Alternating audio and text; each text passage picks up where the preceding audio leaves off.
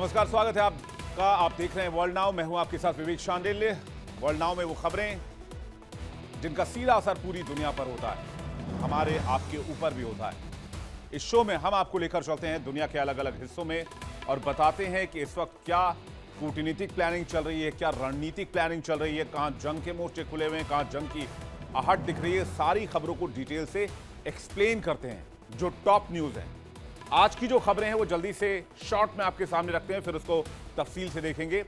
World now में अब सिर्फ बात वेनेजुएला की नहीं करेंगे, बात करेंगे उस खबर की जिसने पूरी दुनिया को बेचैन कर दिया है। और इस खबर की इंटेंसिटी ये है कि ये खबर धीरे धीरे पूरी दुनिया में वायरल होती जा रही है। दरअसल घबराहट ट्रंप की नई विदेश नीति से है।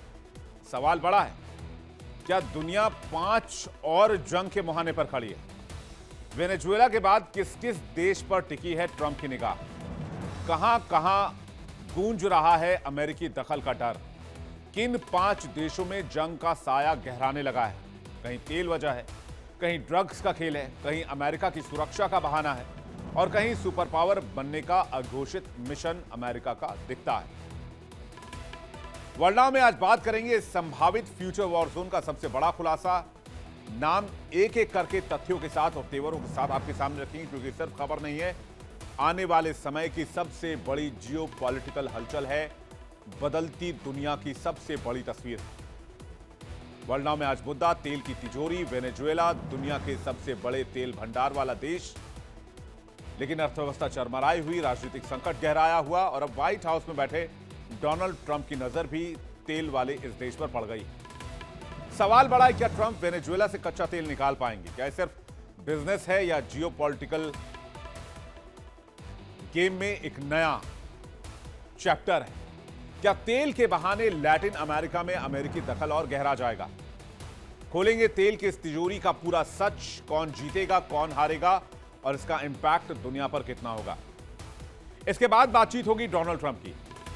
एक बहुत इंटरेस्टिंग खबर आपको बताएंगे। अमेरिका के राष्ट्रपति डोनाल्ड ट्रंप का दूसरा कार्यकाल और कार्यकाल का पहला साल, जिसे लेकर एक रिपोर्ट आई है जिसमें कई इंपॉर्टेंट खुलासे हैं। कहा यह गया है इस रिपोर्ट में कि ट्रंप सिर्फ पॉलिटिक्स नहीं कर रहे हैं या मागा नहीं कर रहे हैं, मेक अमेरिका ग्रेट अगेन नहीं कर रहे हैं, make Trump family richest family again कर रहे हैं।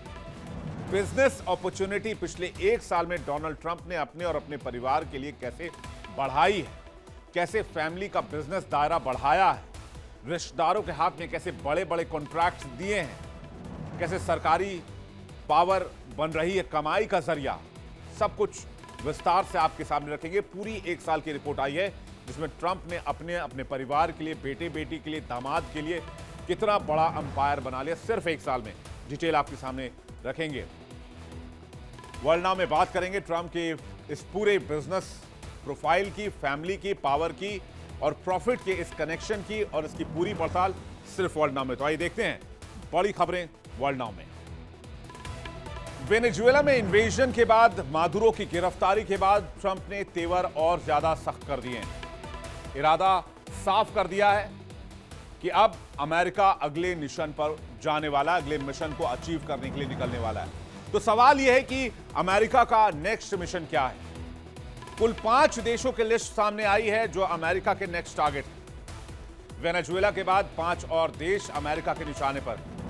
वेनेजुएला की सियासी तस्वीर क्या होगी, उसका आयाम क्या होगा? आर्थिक लड़ाई के बाद अमेरिका ने अब वेनेजुएला को कैसे चलाने का फैसला किया है और वेनेजुएला के बाद कौन कौन से देश निशाने पर होंगे? कुल 5 देशों की बात आ रही है जो सिर्फ जंग के मैदान नहीं बल्कि अमेरिका की भू राजनीतिक दांवपेच का हिस्सा है।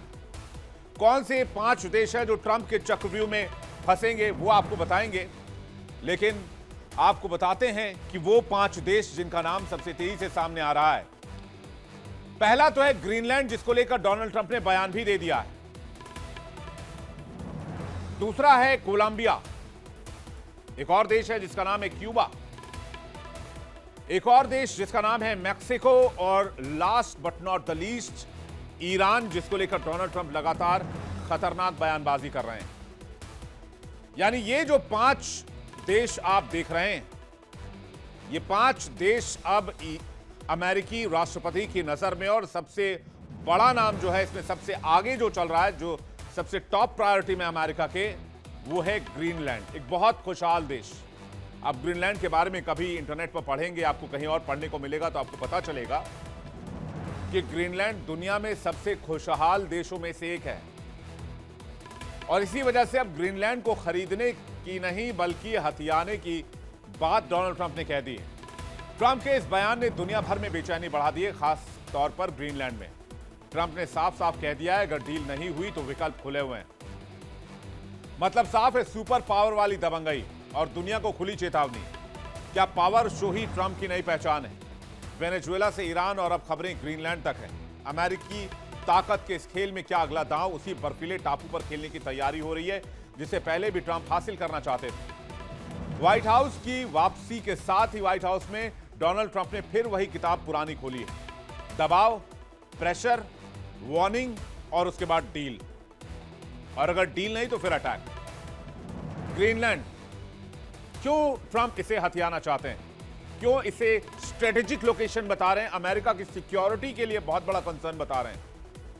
अमेरिकी सुरक्षा का हवाला देकर क्यों ग्रीनलैंड को अमेरिका में मिलाना चाहते हैं? क्या है ग्रीनलैंड? आइए इसे पहले समझने की कोशिश करते हैं, उसके बाद कि एबीसीडी आपको समझाएंगे। ग्रीनलैंड आर्कटिक में सबसे बड़ा भूभाग है जहां सिर्फ बर्फ ही नहीं छिपा है, यहां छिपा है तेल, गैस, खनिज, क्रिटिकल मिनरल का सबसे बड़ा खजाना, जो कि सुपर पावर बनने का अगला सबसे बड़ा मौका है। डोनाल्ड ट्रंप जानते हैं वो क्रिटिकल मिनरल पर वर्चस्व नहीं बना सकते क्योंकि इस पर वर्चस्व ऑलरेडी चाइना बना चुका है, जो कि 90% क्रिटिकल मिनरल पूरी दुनिया का रिफाइन और प्रोसेस करता है। इसलिए ट्रंप चाह रहे हैं कि कम से कम ऑयल और गैस यानी कि एनर्जी सेक्टर पर अमेरिकी दबदबे को फिर से कायम किया जाए। ट्रंप के कार्यकाल में ग्रीनलैंड को खरीदने का जो बयान दुनिया में मजाक समझा गया था, आज वही बयान एक बार फिर अंतर्राष्ट्रीय राजनीति में कोहराम मचा रहा है। ट्रंप का अगला निशाना क्यों है ग्रीनलैंड? स्ट्रेटेजिक लोकेशन की बात करते हैं। कहते हैं आर्कटिक क्षेत्र के बीचों बीच स्थित है। अमेरिका, यूरोप और रूस के बीच अहम जियोपॉलिटिकल पॉइंट है। इसके अलावा आर्कटिक कंट्रोल की चाबी है ग्रीनलैंड। ग्रीनलैंड पर पकड़ मतलब कि आर्कटिक समुद्री रास्तों पर और एयर स्पेस पर भी प्रभाव। नई शिपिंग रूट्स की बात करें तो बर्फ पिघलने से शॉर्टकट ट्रेड रूट्स खुल रहे हैं, वैश्विक व्यापार के लिए गेम चेंजर है, ये दावे किए जा रहे हैं। इसके अलावा दुर्लभ खनिजों का खजाना, रेयर अर्थ एलिमेंट्स, यूरेनियम, तेल, गैस, यानी कि भविष्य की ऊर्जा की रीढ़। असली मैटर बस यही है, बाकी सारी चीजें हवा हवाई हैं। अमेरिका को इस वक्त ज्यादा से ज्यादा रेयर अर्थ एलिमेंट चाहिए, यूरेनियम चाहिए, तेल और गैस चाहिए, चाहे वो दुनिया के किसी भी कोने से निकालना हो, चाहे उसके लिए वेनेजुएला, ईरान या फिर ग्रीनलैंड ही क्यों ना हो। दुनिया का 13% तेल और 30% गैस का भंडार आर्कटिक में मौजूद है। ग्रीनलैंड के कोयले, लोहे, तांबे और जिंक के बड़े भंडार हैं। यहां दुनिया के कुछ रेयर एलिमेंट्स जैसे कि नियोडीमियम और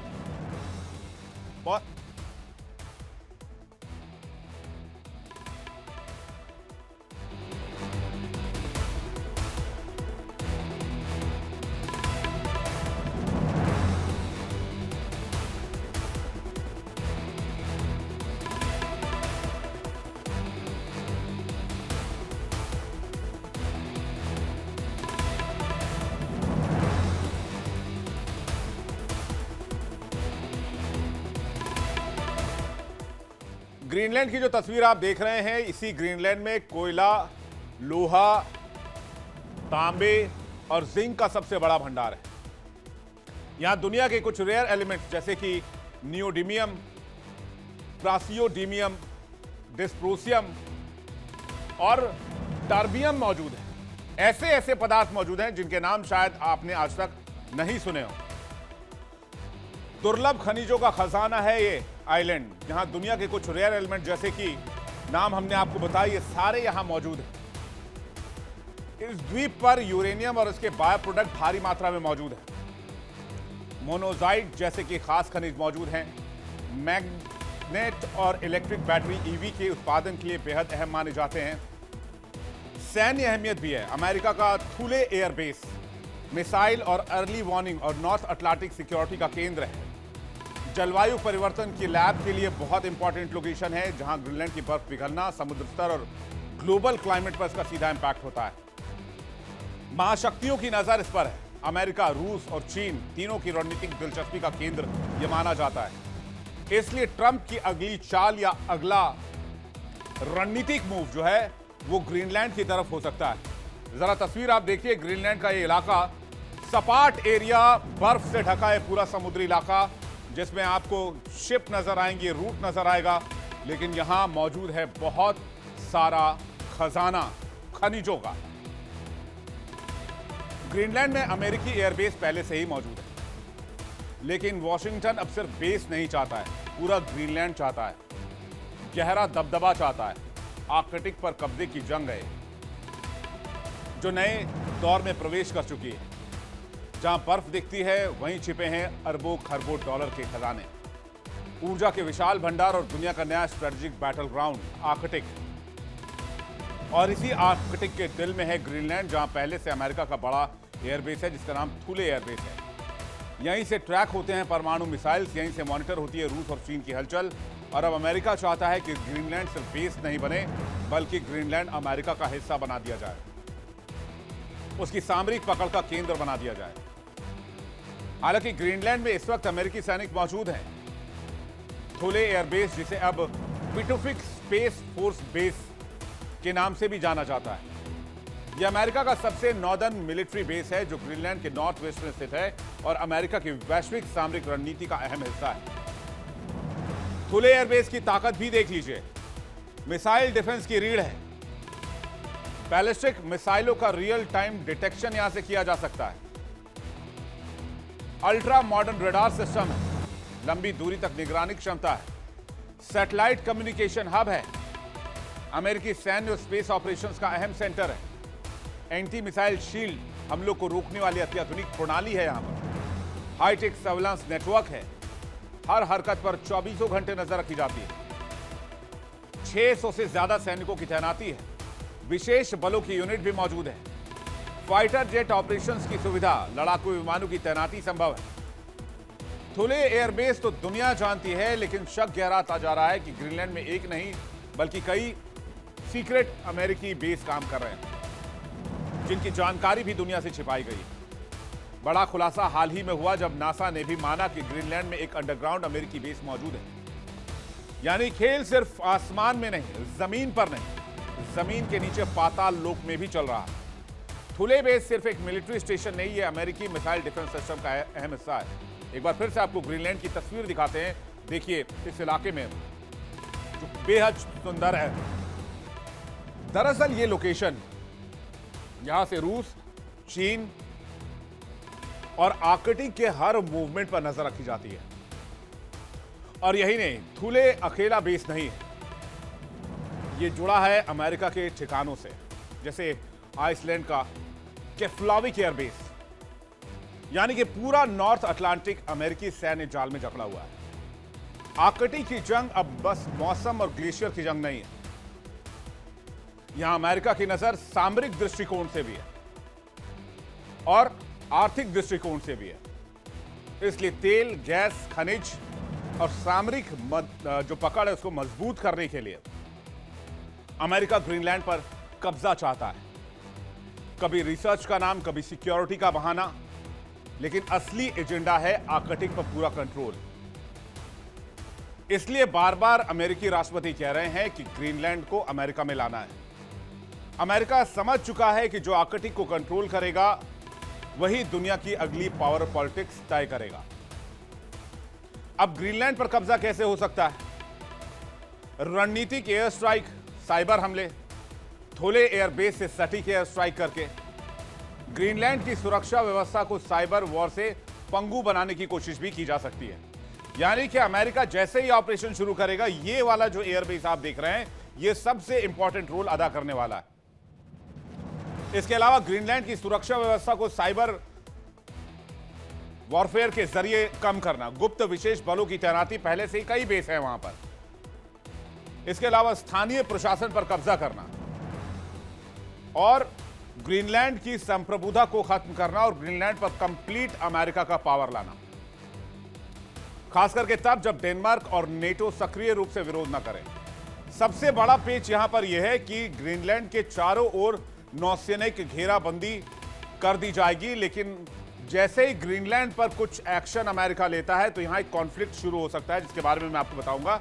यानी यहां पर पहले यह समझ लीजिए कि डेनमार्क या नाटो किसी भी तरह की मदद ना भेज सके अगर डेनमार्क पर इन्वेजन होता है या अमेरिका घुसने की कोशिश करता है, क्योंकि उससे पहले उसे चारों तरफ से घेर लिया जाएगा।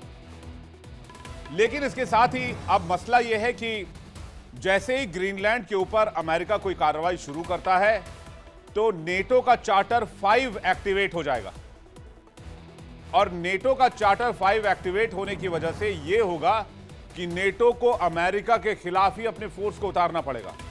तो एक तरह से अगर ग्रीनलैंड पर इन्वेजन की कोशिश होती है अमेरिका की तरफ से, तो यह अमेरिका वर्सेस नेटो के जंग की शुरुआत हो सकती है। यानी मामला बहुत बड़ा हो सकता है। अमेरिका और यूरोप में मतभेद पैदा हो सकते हैं, दरार आ सकती है। तो क्या अमेरिका यह खतरा मोल लेगा? क्या नेटो को नाराज करना चाहेगा अमेरिका? और क्या नेटो देश मिलकर अमेरिका का मुकाबला कर सकते हैं? ऐसे कई सवाल हैं। ग्रीनलैंड की सुरक्षा को लेकर अमेरिका और डेनमार्क के बीच पुराना लेकिन बेहद अहम समझौता भी है, जो एक बार फिर से इसी के साथ चर्चा में है। क्या यह साझेदारी भविष्य में क्षेत्रीय पावर पॉलिटिक्स में नया बदलाव लेकर आएगी? हम समझाते हैं आपको इस समझौते की पूरी कहानी क्या कहती है। ग्रीनलैंड जो है सुरक्षा समझौता जो है वो क्या है? 1941 का मामला है। सेकेंड वर्ल्ड वॉर के दौरान अमेरिका डेनमार्क में समझौता हुआ। ग्रीनलैंड की सुरक्षा और सैन्य ठिकानों के निर्माण की जिम्मेदारी अमेरिका को दी गई। 1951 में समझौता नेटो के तहत लागू किया गया। अमेरिका को ग्रीनलैंड में स्थायी सैन्य बेस का अधिकार दिया गया, जिसके बाद से वहां पर अमेरिका ने स्थायी सैन्य मौजूदगी दर्ज कराया। राजनीतिक मकसद भी देख लीजिए। आर्कटिक क्षेत्र में सोवियत संघ के प्रभाव को रोकना, महत्वपूर्ण सैन्य आधार थुले एयरबेस, अमेरिका का प्रमुख रेडार और मिसाइल रक्षा केंद्र, गोपनीयता और सैन्य प्रभाव, ग्रीनलैंड पर अमेरिका का दखल बढ़ाने की रणनीति। डेनमार्क के प्रधानमंत्री मेटे फ्रेडरिक्सन ने अमेरिकी राष्ट्रपति डोनाल्ड ट्रंप की ग्रीनलैंड को कंट्रोल में लेने की टिप्पणी पर बहुत कड़ा एतराज जताया है। मेटे ने कहा कि ट्रंप को यह कहने का कोई हक नहीं है कि वो ग्रीनलैंड को अमेरिका का हिस्सा बना लेंगे। इस पर ग्रीनलैंड के प्रधानमंत्री जेम्स फ्रेडरिक नीलसन ने जवाब देते हुए कहा कि अब बहुत हो गया है। ग्रीनलैंड सरकार के प्रमुख ने रविवार देर रात फेसबुक पर लिखा कि अब कोई दबाव नहीं, कोई और संकेत नहीं, विलय की कोई और कल्पना नहीं। हम बातचीत के लिए तैयार हैं, चर्चा के लिए तैयार हैं, लेकिन यह उचित माध्यम से और अंतर्राष्ट्रीय कानून के सम्मान के साथ होना चाहिए। यानी अमेरिका और ग्रीनलैंड के रिश्तों में खटास चरम पर है। डेनमार्क के लीडर साफ कह रहे हैं कि ग्रीनलैंड डेनमार्क के दायरे में एक सेमी ऑटोनोमस रीजन है। इसकी संप्रभुता पर कोई सवाल नहीं उठाया जा सकता है। ग्रीनलैंड के नेतृत्व ने भी ट्रंप प्रशासन को चिताया कि हमारी जमीन, हमारे फैसले, और इसमें हम अमेरिका की किसी दखल को मंजूर नहीं किया जाएगा। एक बार फिर से आपको तस्वीर दिखाते हैं। देखिए किस तरह से ये जो डेनमार्क का इलाका है, इस पर अमेरिका की नजर देखी जा रही है। ये देखिए,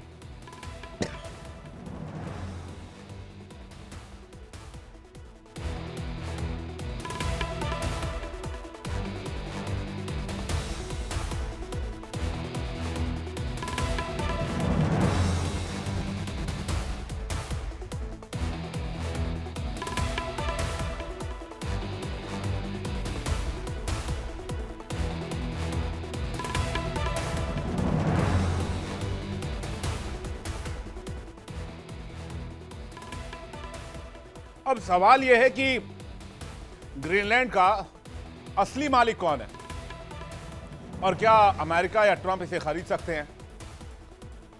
ग्रीनलैंड डेनमार्क का हिस्सा है। यह डेनमार्क का एक स्वायत्त यानी कि सेमी सॉवरन क्षेत्र है, ऑटोनोमस रीजन जिसे कहा जाता है। 600 से अधिक सालों से डेनमार्क के साथ जुड़ा हुआ है। 1953 में डेनमार्क का औपचारिक क्षेत्र बना। डेनिश संविधान के तहत आता है। अधिकांश घरेलू मामलों में स्वशासन यानी कि सेल्फ गवर्नमेंट है। यहां पर अब सेल्फ गवर्नमेंट को समझ लीजिए। ग्रीनलैंड को व्यापक स्वायत्तता दी जाए। जनमत संग्रह के जरिए स्वतंत्रता का अधिकार बरकरार रखा गया। रक्षा विदेश नीति अब डेनमार्क के पास है। अब आजादी पर रुख क्या है? प्रधानमंत्री म्यूट एगेरे स्वतंत्रता के समर्थक हैं। संदेश क्लियर है, ग्रीनलैंड बिक्री के लिए नहीं। भविष्य का फैसला ग्रीनलैंड के लोग करेंगे। ट्रंप क्या कह रहे हैं? 2019 में डोनाल्ड ट्रंप ने ग्रीनलैंड को खरीदने की इच्छा जताई थी। डेनमार्क और ग्रीनलैंड दोनों ने इस प्रस्ताव को खारिज कर दिया और कहा कि ग्रीनलैंड बिकाऊ नहीं है। ग्रीनलैंड की बर्फीली वादियों की खूबसूरत परत के पीछे छिपी है एक बड़ी चुनौती। डेनमार्क हर साल लगभग 3,500 करोड़ डेनिश क्रोनर की सब्सिडी देता है, जो ग्रीनलैंड के सरकारी बजट का लगभग आधा हिस्सा होता है। आर्थिक जंजीर जो है यहीं पर फंसती है। डेनमार्क की सब्सिडी पर ग्रीनलैंड की निर्भरता है। बजट का बड़ा हिस्सा कोपेनहेगन के पैसे और ग्रीनलैंड की मजबूरी है। कम आबादी, कमजोर इंफ्रा और बर्फ के नीचे दबी विकास की उम्मीदें। परिवहन व्यवस्था पर संकट है। सड़कें और हवाई अड्डे हैं, लेकिन बड़ा सवाल यह है कि इन्हें डेवलप कौन करे। सुरक्षा में कमजोरी, सीमित संसाधन और सीमित सैन्य ताकत। आलम यह है कि ग्रीनलैंड अमेरिका के सामने टिक ही नहीं सकता अगर अमेरिका ने सैन्य कार्रवाई शुरू की। ग्रीनलैंड में आम आदमी की जिंदगी डेनमार्क की आर्थिक नीतियों से प्रभावित होती है। यहां की सरकार अपने खर्च खुद उठाने में असमर्थ है, जिससे असली राजनीतिक और आर्थिक स्वतंत्रता का सपना दूर होता जा रहा है और इसलिए ट्रंप इस पर नजर जमाए हुए हैं। लेकिन अब मामला यह है कि डेनमार्क की तरफ ट्रंप गए, ग्रीनलैंड की तरफ गए, तो फिर नेटो के आर्टिकल 5, नेटो चार्टर के आर्टिकल 5 के हिसाब से इसे नेटो पर हमला माना जाएगा। तब यहां पर विरोधाभास पैदा होगा कि क्या सारे नेटो देश ट्रंप की इस कार्रवाई के खिलाफ अपनी आर्मी उतारेंगे। यह एक बहुत बड़ा पेच है, लेकिन अगला निशाना ग्रीनलैंड है। यह क्लियर कर दिया है डोनाल्ड ट्रंप ने बयान देकर और कहा है कि सिक्योरिटी पॉइंट ऑफ व्यू से, अमेरिका की सुरक्षा के लिहाज से ग्रीनलैंड बहुत इंपॉर्टेंट है और इसलिए ग्रीनलैंड को लेकर अमेरिका आगे बढ़ेगा। यह ट्रंप प्रशासन ने क्लियर कट कहा है और चंद घंटे पहले का एक बयान सामने आया है। लेकिन सिर्फ ग्रीनलैंड ही नहीं, जैसा कि हमने 5 अलग अलग जगह आपको बताए, ट्रंप की नजर कोलंबिया पर भी है। दक्षिण अमेरिका के इस बड़े देश में रणनीतिक कदम उठाने की तैयारी जो क्षेत्रीय राजनीति को हिला सकती है। क्या है ट्रंप की मंशा और इसके पीछे की सियासी वजह? अमेरिका के राष्ट्रपति ट्रंप ने कोलंबिया को लेकर फिर से भड़काऊ बयान दिया। ट्रंप ने कोलंबिया के वर्तमान नेतृत्व को एक बीमार आदमी बताया और उस पर सीधे सीधे कोकेन की भारी तस्करी का आरोप लगाया। यही सेम आरोप जो है वो अभी तक मादुरो पर लगाया जा रहा था। अब सवाल यह कि क्या अमेरिका वेनेजुएला के बाद कोलंबिया में भी सैन्य हस्तक्षेप करने जा रहा है? ट्रंप ने हाल ही में रिपोर्टर्स से कहा, मीडिया से कहा कि यह मुझे अच्छा साउंड कर रहा है, जब उनसे पूछा गया कि अमेरिका कोलंबिया में सैन्य ऑपरेशन करेगा। इस बयान से साफ है कि अमेरिका दक्षिण अमेरिकी इस देश में भी कड़ा और आक्रामक कदम उठाने के मूड में आ चुका है। कोलंबिया पर अमेरिका का यह हमला महज बयान नहीं है, वहां की गहरी नाराजगी और खुफिया जानकारी पर आधारित है, जो बताती है कि देश को कोकेन का गढ़ बनने से रोकना अमेरिका की प्राथमिकता है। ट्रंप की इस धमकी से क्षेत्रीय सुरक्षा और राजनीतिक स्थिरता पर गहरा संकट मंडराने लगा है। ट्रंप की धमकी और कोलंबिया की चिंता क्या है, यह भी देखते हैं। आइए जल्दी से। ट्रंप ने कोलंबिया के राष्ट्रपति को अपराधी और ड्रग सिंडिकेट का मुखिया बता दिया, यानी कि यह वैसा ही है जैसा मादुरो के लिए चल रहा था, बस आप इसे मादुरो 2.0 का नाम दे सकते हैं। अमेरिका कोकीन की आपूर्ति खत्म करने के नाम पर सख्त सैन्य कदम उठा सकता है। अमेरिका की सैन्य हस्तक्षेप की संभावना पर सवालों का दौर तेज हो गया। कोलंबिया कोकेन के उत्पादन के मामले में सबसे बड़ा आपूर्तिकर्ता देश माना जाता है। ट्रंप प्रशासन कह रहे हैं कि ड्रग सिंडिकेट के खिलाफ अगर जंग भी लड़नी पड़े तो वो तैयार है। इसलिए मामला वेनेजुएला तक सीमित नहीं रहेगा, कोलंबिया तक भी सीमित नहीं रहेगा, कुछ और दक्षिण अमेरिकी देशों तक पहुंच सकता है। सैन्य विकल्पों के जरिए कोकेन सप्लाई चेन को तहस नहस करने की तैयारी। अब कोलंबिया का रिएक्शन क्या है? कोलंबिया ने अमेरिका की टिप्पणी को हस्तक्षेप माना है। राष्ट्रपति ने कहा, हम अपने देश की संप्रभुता और लोकतंत्र की रक्षा करेंगे। अंतर्राष्ट्रीय स्तर पर कोलंबिया ने समर्थन जुटाने की कोशिशें भी तेज कर दी। अमेरिका के कदम से लैटिन अमेरिका में तनाव बढ़ रहा है। कोलंबिया पर सैन्य कार्रवाई से पूरे क्षेत्र में अस्थिरता फैल सकती है। रूस और चीन जैसे वैश्विक खिलाड़ी संघर्ष का लाभ उठाने की कोशिश करेंगे। अमेरिका और कोलंबिया के बीच पिछले कई महीनों से तनाव बना हुआ है। इसकी एक वजह है कैरेबियन क्षेत्र में अमेरिकी सेना की बढ़ती मौजूदगी। ड्रग तस्करी और कोकेन उत्पादन को लेकर कोलंबिया अमेरिका के निशाने पर है। कोलंबिया दुनिया का सबसे बड़ा कोकेन उत्पादन देश भी है। अमेरिका कोकेन की सप्लाई रोकने के लिए सख्त कार्रवाई करना चाहता है। सैन्य हस्तक्षेप की संभावनाएं भी बढ़ रही हैं, क्योंकि अमेरिका जिस तरह के मूड में है वो ऐसे ऑपरेशंस को आगे कंटिन्यू कर सकता है। अमेरिका ने कोलंबिया में ड्रग सिंडिकेट्स को खत्म करने के लिए सैन्य कार्रवाई की धमकी भी दे दी है, जिससे तनाव और बढ़ रहा है।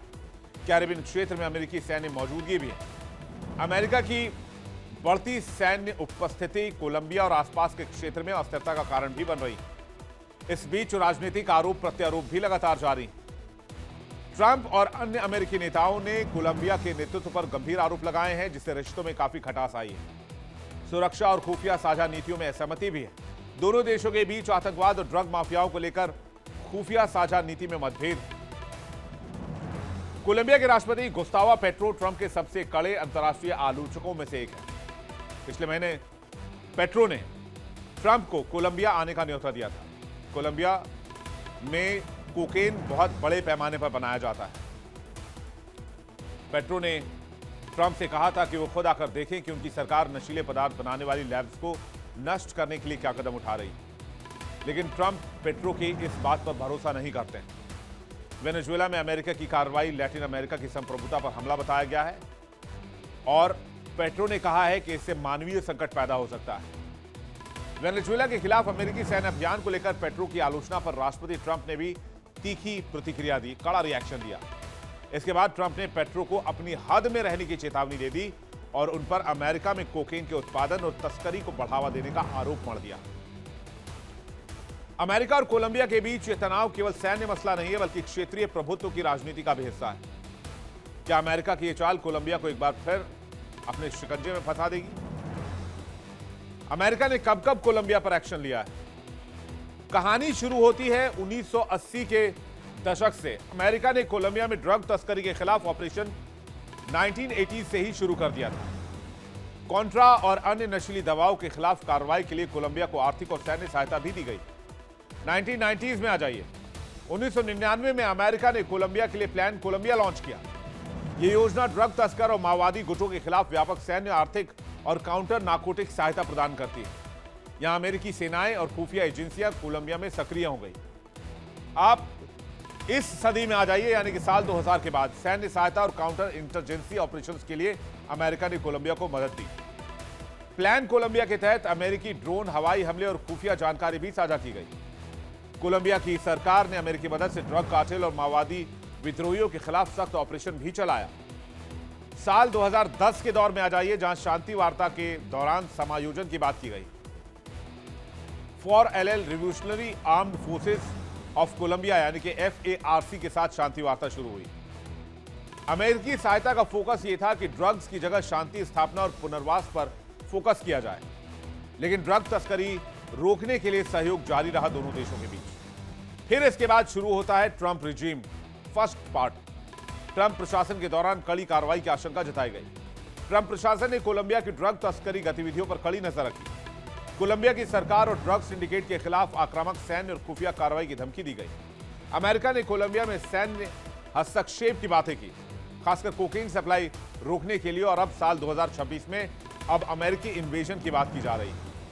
अमेरिका कह रहा है कि कोलंबिया में ड्रग सिंडिकेट्स को बढ़ावा दिया जा रहा है और वही ड्रग्स अमेरिकी लोगों को बीमार कर रहे हैं, नशे की लत में धकेल रहे हैं, इसलिए अमेरिका इस पर कार्रवाई करेगा। संभावित सैन्य ऑपरेशन, एयर स्ट्राइक, खुफिया अभियान और वित्तीय प्रतिबंध भी लगाए जा सकते हैं।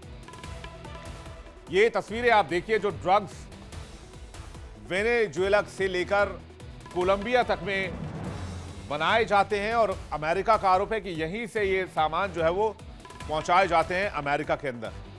कोलंबिया के राजनीतिक नेतृत्व और ड्रग तस्करों के बीच बढ़ती टकराव की आशंका भी है। वेनेजुएला के बाद कोलंबिया की बारी है, ये साफ होता दिख रहा है। ट्रंप का यह बयान अमेरिका की दक्षिण अमेरिकी नीतियों में नए विवाद और तनाव को जन्म दे सकता है। क्या अमेरिका अगला सैन्य मोर्चा कोलंबिया में खोलने जा रहा है? क्योंकि यह टकराव शब्दों से आगे बढ़कर कार्रवाई के समय तक पहुंच गई। ट्रंप की तीखी बयानबाजी के बाद दुनिया की नजर इस बात पर है कि अमेरिका कब कोलंबिया में सैन्य हस्तक्षेप करने जा रहा है या फिर एक प्रेशर टैक्टिक्स। अब आ जाइए एक और देश क्यूबा पर। वेनेजुएला, कोलंबिया, ग्रीनलैंड के बाद क्यूबा भी ट्रंप के निशाने पर है। अमेरिका ने वेनेजुएला पर जो दबाव बनाया, अब उसी रणनीति के तहत क्यूबा को भी निशाने पर ले लिया है। ट्रंप प्रशासन ने क्यूबा को अमेरिका की राष्ट्रीय सुरक्षा के लिए खतरा बताते हुए सख्त प्रतिबंध लगाने की प्लानिंग तेज कर दी है। अमेरिका की ओर से वेनेजुएला में किए गए सैन्य ऑपरेशन के बाद संकट और गहरा गया है। क्यूबा सरकार ने कहा है कि अमेरिकी हमलों में वेनेजुएला में तैनात उसके 32 सैन्य और पुलिस अधिकारियों की मौत हुई। यह पहली आधिकारिक मौत की संख्या है। ये जानकारी क्यूबा के सरकारी टेलीविजन के जरिए जारी की गई। क्यूबा सरकार के मुताबिक मारे गए सभी अधिकारी वेनेजुएला सरकार के अनुरोध पर वहां तैनात थे और सुरक्षा और रक्षा से जुड़े मिशन पर काम कर रहे थे। हालांकि साफ नहीं किया गया है कि वो अधिकारी किस विशेष अभियान में शामिल थे, लेकिन क्यूबा लंबे समय से वेनेजुएला का करीबी सहयोगी रहा है और वहां सैन्य और खुफिया सहायता देता रहा है। कहते हैं क्यूबा के कारण ही सत्ता में टिके हुए थे वेनेजुएला के राष्ट्रपति मादुरो। वेनेजुएला में निकोलस मादुरो की सत्ता को क्यूबा का रणनीतिक समर्थन हासिल था।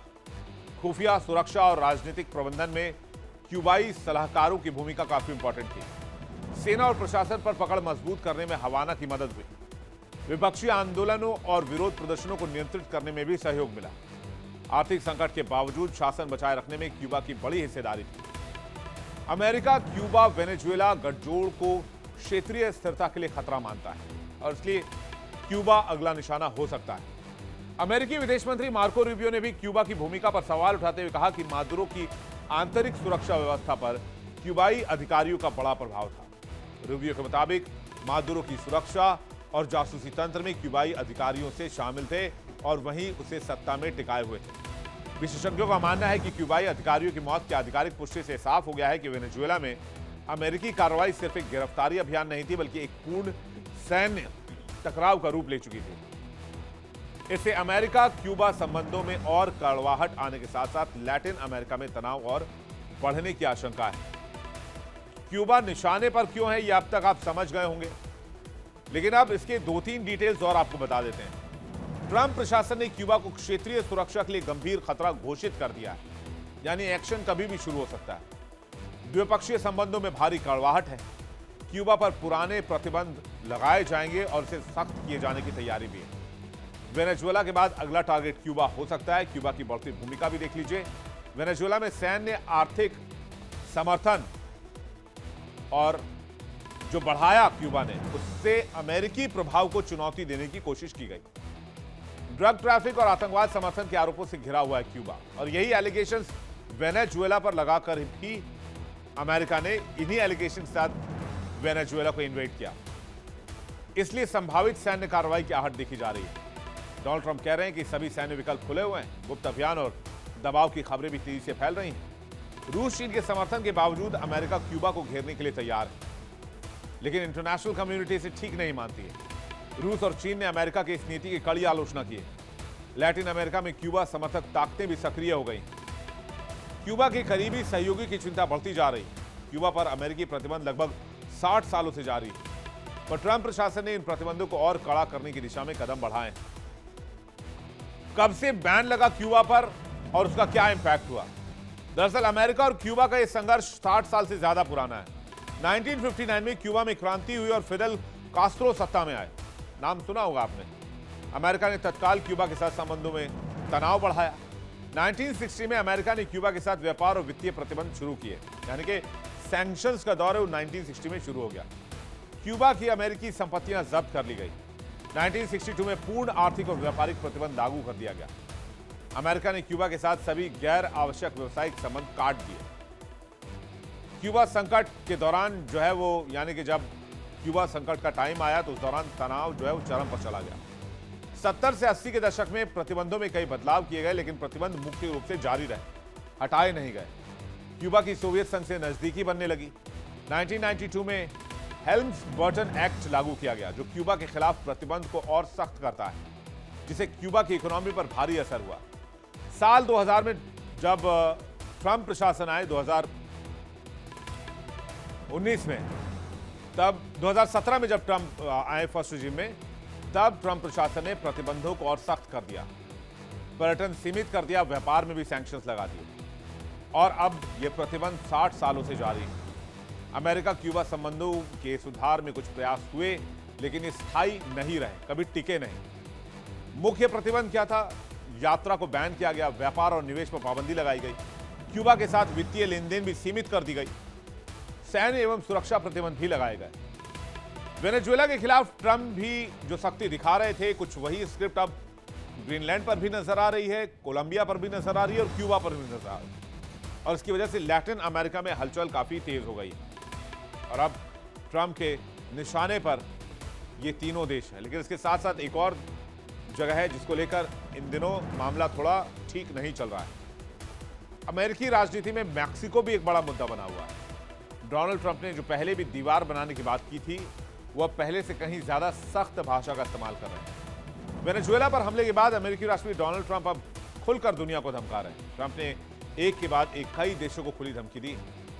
भारत को भी लेकर भी कहा है कि भारत ने अगर रशिया से तेल आयात कम नहीं किया तो हम टैरिफ और बढ़ा सकते हैं, हमारे पास ये विकल्प खुला हुआ है। और इसके साथ साथ कई देश भी इस लिस्ट में।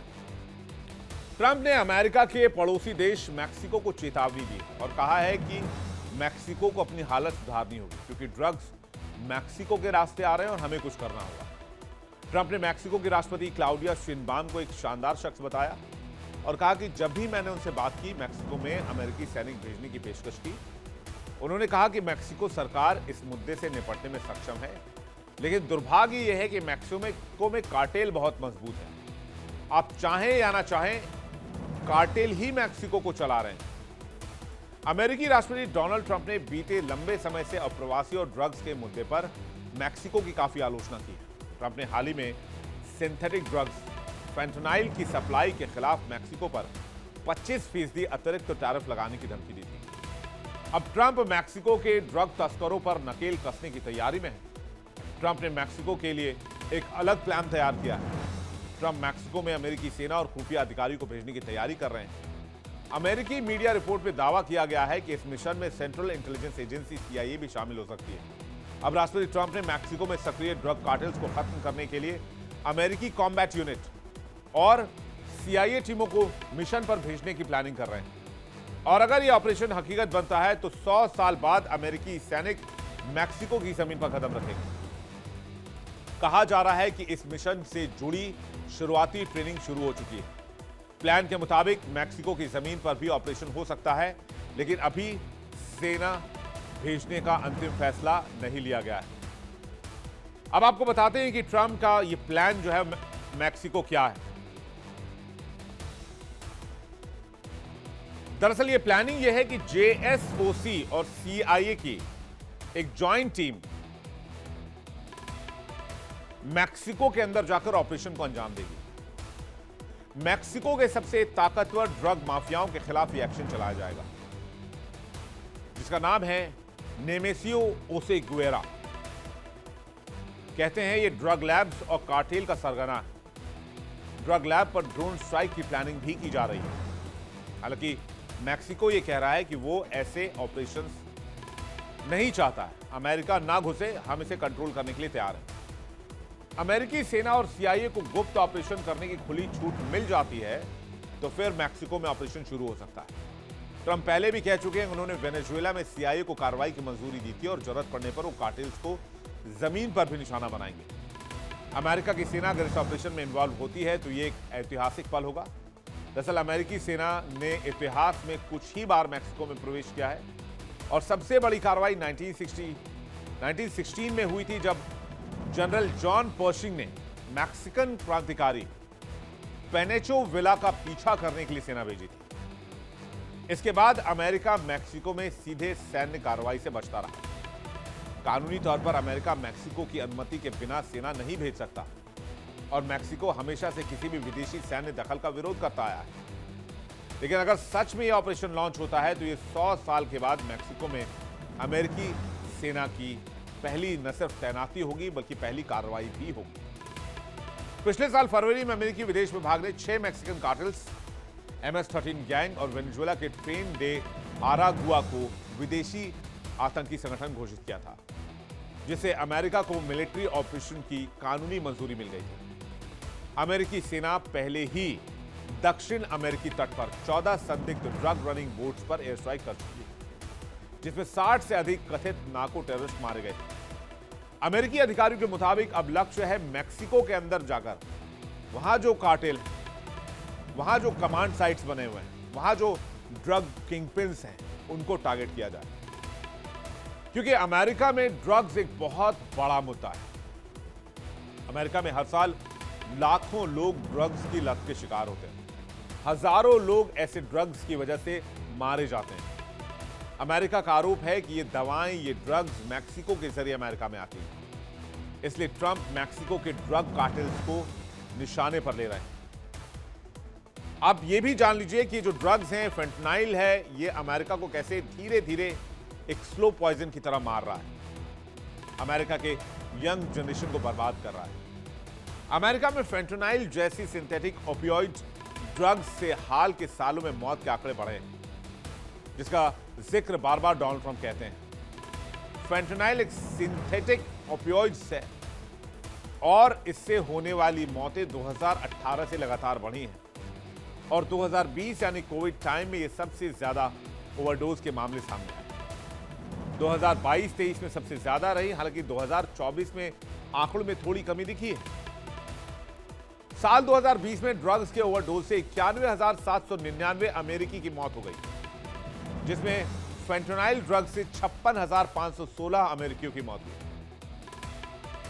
यह संख्या इतनी है जितने सैनिक अमेरिका के अफगान वॉर में नहीं मारे गए या वियतनाम में नहीं मारे गए। 2021 में ड्रग ओवरडोज की वजह से 1,07,622 लोगों की मौत हो गई। फेंटनाइल की वजह से 80,816 अमेरिकियों की जान गई, जो 2020 से 15% ज्यादा पाई गई। 2022 में फेंटनाइल ड्रग से, सिर्फ फेंटनाइल से 73,600 लोगों की मौत हुई। 2023 में ड्रग ओवरडोज से 1,07,000 की मौत हुई, जिसमें 75,000 अमेरिकियों की मौत की जिम्मेदारी फेंटनाइल ड्रग्स पर गई। युवाओं की 75% ओवरडोज मौतों में फेंटनाइल ही शामिल है। 2024 के आंकड़े बताते हैं कि ड्रग ओवरडोज की वजह से 80,400 अमेरिकियों की मौत हुई। फेंटनाइल ड्रग से 48,422 लोगों की मौत हुई, हालांकि आंकड़ा 2023 से 37% कम। अब आ जाइए 2025। 2025 में संभावित आंकड़ा जो है वो 82,138 मौतों का है, जिसकी वजह फेंटनाइल जैसी सिंथेटिक ओपियोइड्स रही हैं और कैलिफोर्निया में सबसे अधिक जान गई। और डोनाल्ड ट्रंप जब वापस इस रिजीम में आने के लिए चुनाव प्रचार कर रहे थे, तो डोनाल्ड ट्रंप ने साफ तौर पर कहा था कि वो ड्रग्स का सिंडिकेट अमेरिका से हमेशा हमेशा के लिए मिटा कर रख देंगे।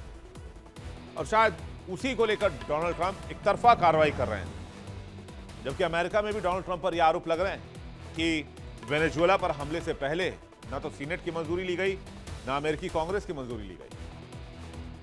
खैर, ये टॉपिक किसी और दिन डिस्कस करेंगे, बताएंगे इसको लेकर अमेरिका में क्या चल रहा है। लेकिन अमेरिका कैसे दुनिया का सबसे बड़ा ड्रग मार्केट बन गया, कैसे इतना ज्यादा ड्रग वहां पहुंचाया जाता है, कैसे इसकी खेप खत्म हो जाती है, ये भी देखते हैं। हर साल लाखों लोग नशे की लत के शिकार होते हैं। फेंटनाइल जैसी दवाओं से होने वाली मौत का आंकड़ा भी आप जान चुके हैं। फेंटनाइल बनाने के लिए केमिकल चीन से सप्लाई होता है।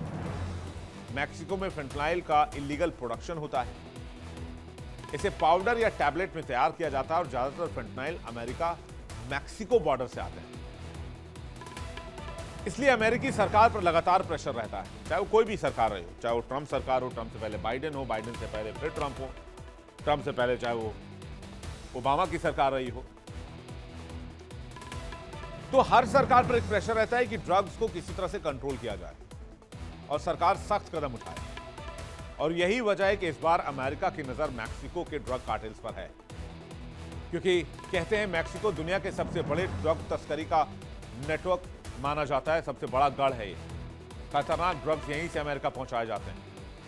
अमेरिकी एजेंसियों के मुताबिक देश में ड्रग्स की सबसे बड़ी सप्लाई मैक्सिकन कार्टेल के जरिए ही की जाती है। कैसे मैक्सिको दुनिया का सबसे बड़ा ड्रग्स कार्टेल का हब बना, यह भी देख लीजिए। दुनिया के सबसे बड़े ड्रग्स उत्पादक और तस्कर इसी देश में पाए जाते हैं। यहां अफीम, मेथ और फेंटनाइल का बड़ा प्रोडक्शन होता है। दुनिया का सबसे बड़ा मेथ बनाने वाला देश है। सीक्रेट लोकेशन पर इसकी मैन्युफैक्चरिंग कराई जाती है। अमेरिका में पहुंचने वाले ड्रग्स का बड़ा हिस्सा यही मैक्सिको से आता है। फेंटनाइल की तस्करी से हर साल 50 से 70 अरब डॉलर का धंधा है। 2024 में मैक्सिको में 750 से ज्यादा ड्रग लैब्स पकड़ी गई।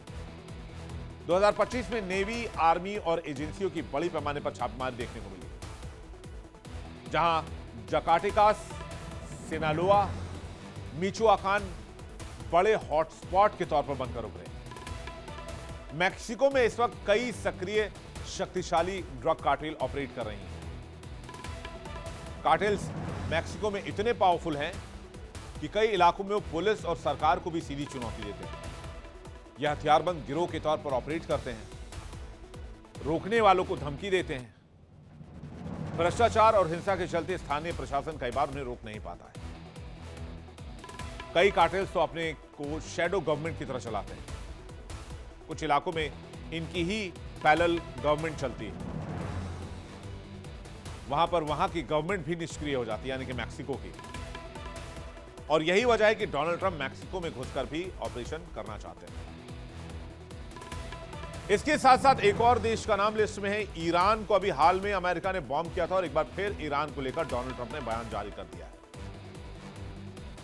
और ईरान को लेकर डोनाल्ड ट्रंप ने कहा है कि अगर ईरान के लोगों पर वहां की सरकार ने बर्बरता जारी रखी तो ईरान के ऊपर सैन्य कार्रवाई का विकल्प खुला हुआ है। यानी अब आप सोच लीजिए कि डोनाल्ड ट्रंप एक साथ कितने सारे युद्ध की शुरुआत करने वाले हैं। अभी तक खुद को वो पीस मेकर कहते रहे, डील मेकर कहते रहे, लेकिन अब वो वॉर मेकर बनते जा रहे हैं। वर्ल्ड नाउ में फिलहाल इतना ही। बारी है आज के इंडिया डेली क्विज कॉन्टेस्ट की। हमारा आज का सवाल है, वेनेजुएला की राजधानी क्या है? Option A Caracas, option B Beijing. सही जवाब भेजिए 724077 72407 पर। सही जवाब देने वाले लकी विजेता को मिलेगा शानदार इनाम। अब आपको बताते हैं कल के विनर का नाम। कल के विनर का नाम है ममता देवी, जो कि भिवानी हरियाणा से हैं। ममता, आपको बहुत बहुत बधाई। जल्द ही आपको दिया जाएगा एक शानदार तोहफा इंडिया डेली की तरफ से। इंडिया डेली अब आपकी स्मार्ट टीवी पर भी मौजूद है। इंडिया डेली 24/7 देखिए अपने स्मार्ट टीवी पर लाइव और लगातार।